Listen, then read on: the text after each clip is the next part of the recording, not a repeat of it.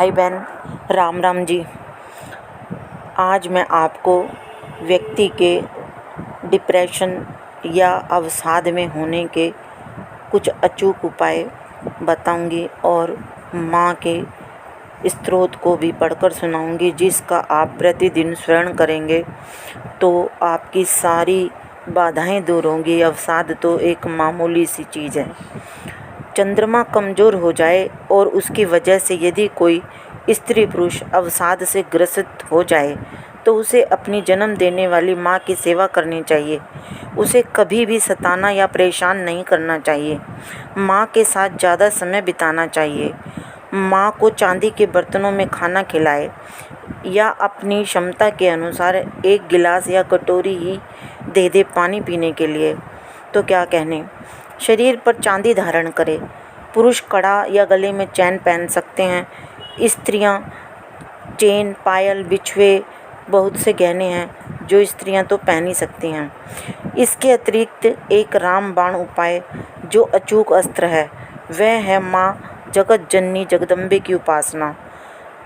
माँ का दिव्य अपराध क्षमा प्रार्थना स्तोत्र, जो श्री शंकराचार्य जी ने माँ की स्तुति की है और उन्होंने ही संसार में यह बताया और जबान पर सबकी रहता है कि पुत्र कुपुत्र हो सकता है पर माता कभी कुमाता नहीं होती। यह स्तोत्र को रोज़ सुने, कम से कम एक बार सुन लें। आर्त भाव से, करुण भाव से माँ से प्रार्थना करें तो अवसाद तो मामूली सी चीज़ है। मनुष्य के जन्म जन्म के अपराधों को, पापों को माँ काट देगी और जीवन सुख में बना देगी, बशर्ते आपकी श्रद्धा होनी चाहिए।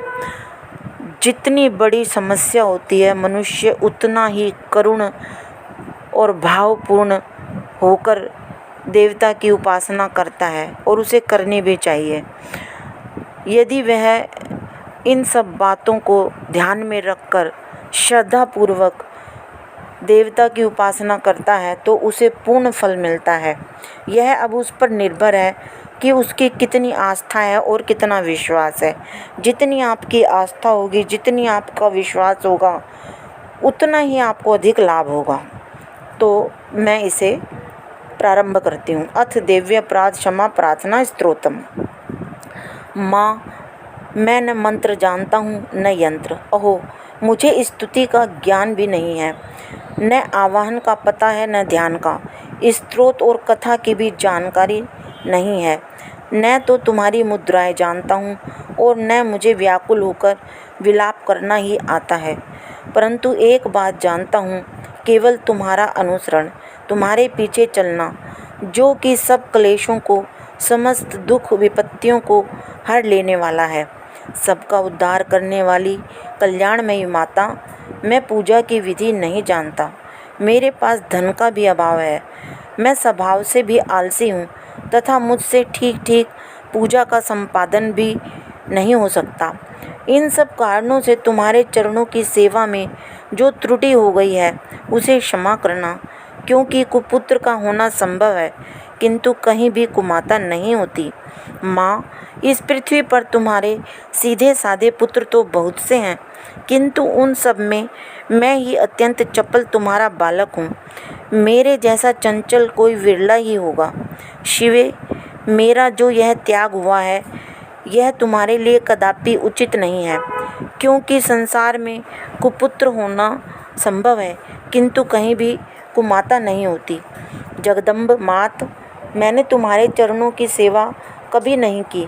देवी, तुम्हें अधिक धन से भी समर्पित नहीं किया, तथापि मुझ जैसे अधम पर जो तुम अनुपम स्नेह करती हो, इसका कारण यही है कि संसार में कुपुत्र पैदा हो सकता है किंतु कहीं भी कुमाता नहीं होती। गणेश जी को जन्म देने वाली माता पार्वती, अन्य देवताओं की आराधना करते समय मुझे नाना प्रकार की सेवाओं में व्यग्र रहना पड़ता था। इसलिए 85 वर्ष से अधिक अवस्था बीत जाने पर मैंने देवताओं को छोड़ दिया है। अब उनकी सेवा पूजा मुझसे नहीं हो पाती, अतएव उनसे कुछ भी सहायता मिलने की आशा नहीं है। इस समय यदि तुम्हारी कृपा नहीं होगी तो मैं अवलंब रहित होकर किसकी शरण में जाऊंगा। माता अपर्णा, तुम्हारे मंत्र का एक अक्षर भी कान में पड़ जाए तो उसका फल यह होता है कि मूर्ख चांडाल भी मधुपाक के समान मधुर वाणी का उच्चारण करने वाला उत्तम वक्ता हो जाता है। दीन मनुष्य भी करोड़ों स्वर्ण मुद्राओं से संपन्न हो चिरकाल तक निर्भय विहार करता रहता है। जब मंत्र के एक अक्षर के श्रवण का ऐसा फल है तो जो लोग विधि पूर्वक जप में लगे रहते हैं उनके जप से प्राप्त होने वाला उत्तम फल कैसा होगा, इसको कौन मनुष्य जान सकता है।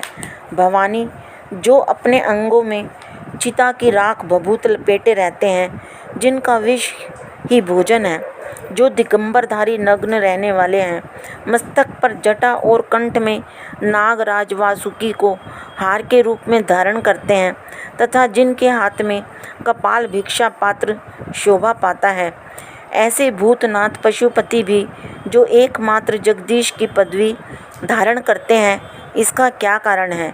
यह महत्व उन्हें कैसे मिला। यह केवल तुम्हारे पाणी ग्रहण की परिपाटी का फल है। तुम्हारे साथ विवाह होने से ही उनका महत्व बढ़ गया है।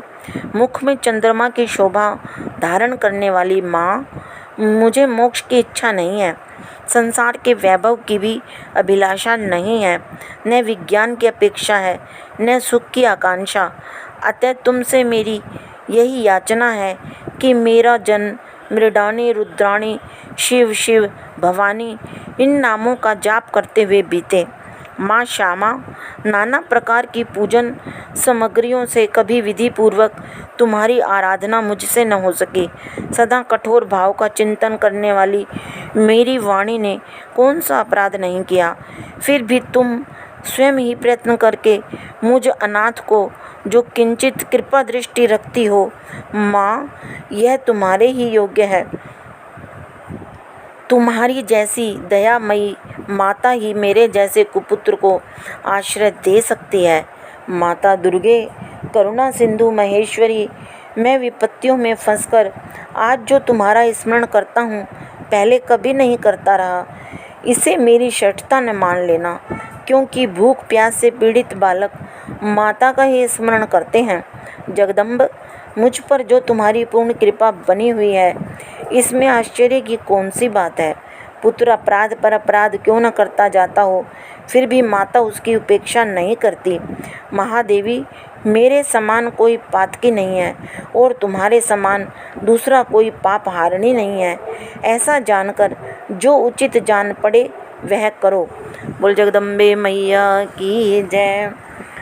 इस प्रकार इतने सुंदर शब्दों से श्री शंकराचार्य जी महाराज ने माँ की जो स्तुति की है वह साधारण मनुष्य के बस की बात नहीं।